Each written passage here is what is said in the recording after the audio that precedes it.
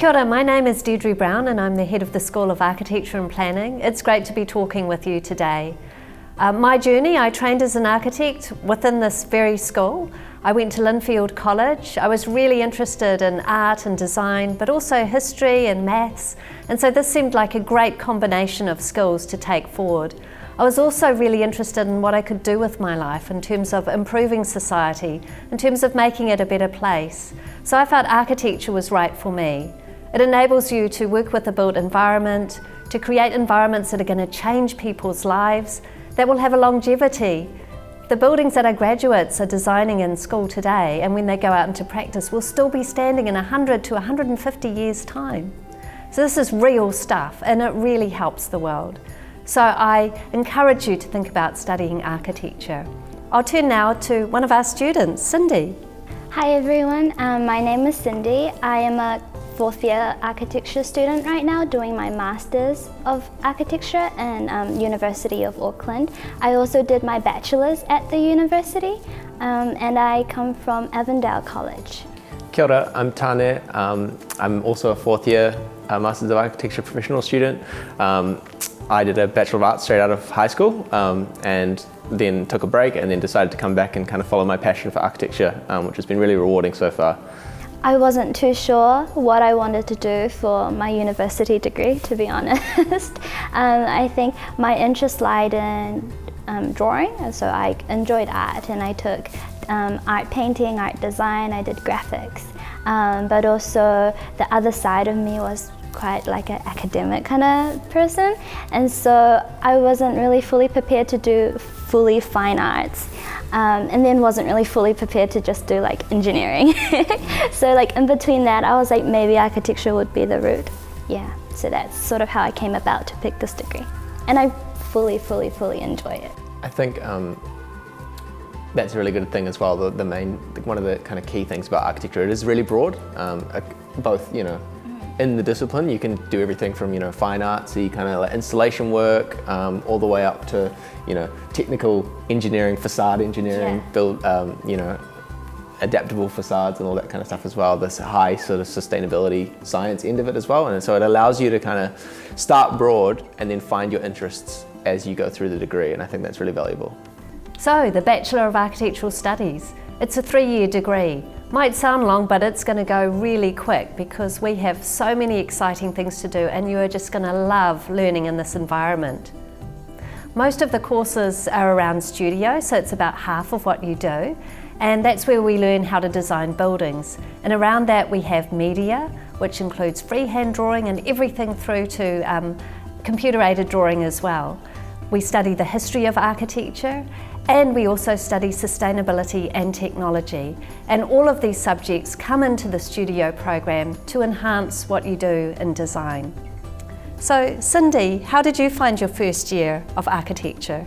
First year you experience the studio culture, where a lot of students sort of all mingle and learn together in a really tight classroom environment, and you bounce a lot of ideas off each other, you help each other, and you quickly become friends with everyone, and you grow and you learn together throughout all 3 years of Bachelor's. Studio is a really great kind of collaborative learning environment. Everyone's kind of hanging out. It's also the place where you spend a lot of time when you're not strictly in class, and so it kind of it's just a really nice and unique kind of way to learn about a subject. But yeah, also I think for me, first year coming into architecture, I expected it to be exclusively about buildings, which obviously, as Cindy said, it's not. It's art, it's history, it's sociology, it's kind of all of the things. It's on both sides. It's science, and so you get to, through your time during the BAS program, you kind of get to figure out what you're actually interested in within the built environment and kind of focus on that as well, which I think is really good. So it's really broad and flexible. Yeah. So the academic year is split into semester 1 and semester 2 with 4 papers in each semester. In first year you'd be doing media, design, technology, and history. And also for one of the semesters you would be doing a general education paper to sort of like broaden your scope and interest into other fields of studies, such as fine arts or computer science or stuff like that, yeah. So you learn in a lot of different places too within the school. So there's studio that we've talked about, these wonderful big open spaces where you have small group learning, and you have your lectures, and also there's the workshops downstairs that you can use to do woodwork, metalwork, CNC, digital. So how, in the course of a day, how would you kind of move across in between these spaces as part of your learning? I think is really dynamic. It really depends on what project you're doing. And day to day, where you are at is like everywhere really. So for example, if you're doing a design paper, you might head down in the workshop, and there's a lot of different types of technicians to help you, whether or not it's woodworks or metalworks. They're really skillful people, and you sort of tell them, hey, I'm looking to do this, and they'll help you figure things out. And then you might come back into the studio in the afternoon and do some work at your desk, talk with your friends, discuss some projects, and then later you might have like a lecture in a lecture room. Maybe it's a history lecture. Yeah, so day to day it sort of varies depending on your timetable. The Bachelor of Architectural Studies is the first step on becoming an architect. So you do your 3 years in the BAS, and then you go on to the Master of Architecture Professional, and that's a 2-year degree. But as the leading provider of built world studies in the country, you have many options within that master's step. So we have combination degrees. You can combine your Master of Architecture Professional with a Master of Urban Planning. You can combine it with a Master of Urban Design. You can combine it with a Master of Heritage Conservation. So you actually come out with multiple qualifications, and you can work across a variety of fields within the built world industries and beyond. One of the reasons that I wanted to study architecture is that I have Māori heritage. I'm Ngāpuhi and Ngāti Kahu, and I felt that I could make the world a better place by imbuing the built spaces that we have with tikanga Māori and Māori values. And I've really found that I've been able to do that, not just through design, but also through teaching and the work that I do here at the school. And one of the great things about the school is that it has a long history of welcoming Māori and Pacific students into the school, and those students going on to have really important careers that make a change and an impact on people's lives at all different levels. One of the great things that the university has on offer, and I've had these myself, are scholarships for Māori and Pacifica students. And currently we have 3 dedicated scholarships for students at the undergraduate level who are Māori, and another scholarship for Pacifica students. And these are endowed by members of the architectural profession because they want to see more Māori and Pacifica students coming through. So we have our scholarships. I think it's really important that if you are really interested in tikanga Māori or perhaps the Pacifica side of things, that you express that in your portfolio. These are all things that we're looking for. And also too, once you get here, there's this amazing support network called Tuākana, which is here to assist you. And Tana, you've had some experience of the Tuākana program. Yeah, it's been great. So Tuākana, basically, it's a mentoring program, a mentoring system. We've got exclusive spaces, and yeah, a whole lot of resources that are just are there to help Māori and Pacific students through the program in a kind of, yeah, I guess, more specific way that kind of acknowledges cultural backgrounds and kind of encourages that kind of approach to the built environment. And so it's a really valuable resource, and yeah, we get a lot out of it. The School of Architecture and Planning has an incredible list of staff. Many of them are world-class researchers, they're also excellent teachers, and these are the permanent staff. We've got a large team of permanent staff, but we also have a small army of professionals that come in and teach beside us. Cindy, could you tell us about your experience of working with the teachers? There's quite a mixture of different types of tutors and lecturers that you'll come about to meet in architecture school. There are full-time staff here who specialises in different areas, and they also cross between the papers they teach. So your history teacher might be your design tutor the next semester. The university also has architects who come in to teach a particular design paper, and that's also really interesting. But also sometimes tutors get paired with like senior students and they teach together, and that's also quite an interesting experience because you get the sort of professional view and then you get a more like a student view on like the same project. So every 2 years the faculty organises an overseas trip for architecture students, and the last trip I managed to go, and we went to Morocco and Spain, which was the most amazing experience ever. And I think it really opens your eyes to architecture, because you realize that it might be so like obvious, but it's not when you're actually there and you're experiencing the culture and you're getting to know the people, that architecture is really different, and it really reflects the environment, the culture, their technology, and it's so amazing. And in Spain and Morocco, they have a lot of sort of historic buildings, and that was really eye-opening to be there and to experience all that. So we also do a lot of more local trips as well. There's been some trips organised this year of Aotearoa architecture, going up into Northland and seeing all of the kind of historic places and architectural moments that are happening up there as well.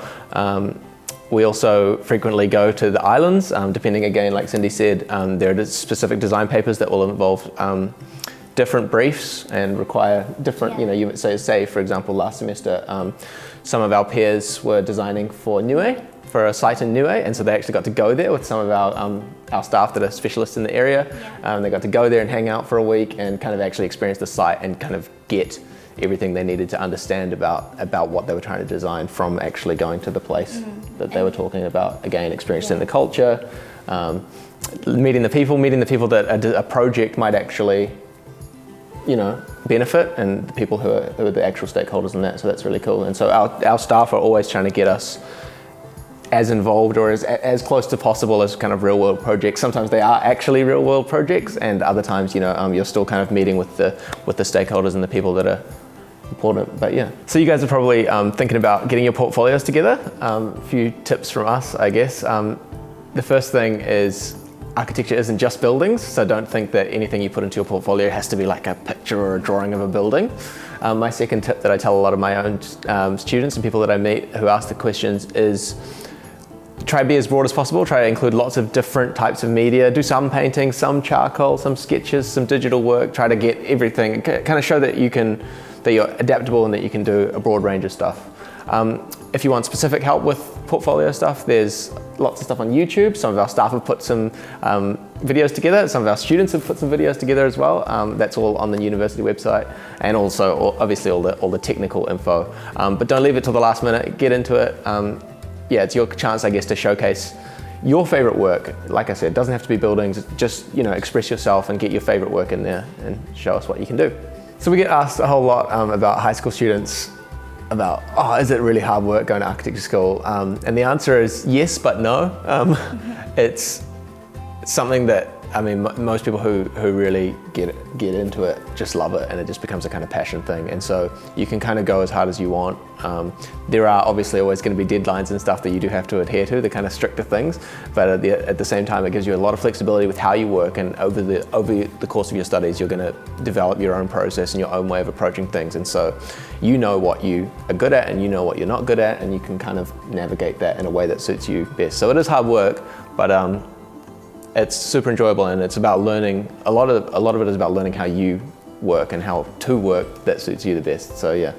Yeah. That makes sense? That makes sense. I'm pretty much in line with Tane, but I think what I'd add is you sort of don't go through the hard work part of things by yourself, because everyone in studio are doing the same papers as you, going through, making the same deadlines as you, and so it just feels like almost a team effort, even if it's individual projects, but there are group projects. And so I think that kind of diminishes this feeling of like, I'm like by myself, or like doing all this alone. So in that sense, I think it's quite enjoyable. Like, even though there might be hard work, when you reflect, like looking back on like the years you've done, I think you only remember like the good parts of things. Yeah. Some of the best times I had at crunch time as well. So yes. It's always yes. It's always a lot of fun.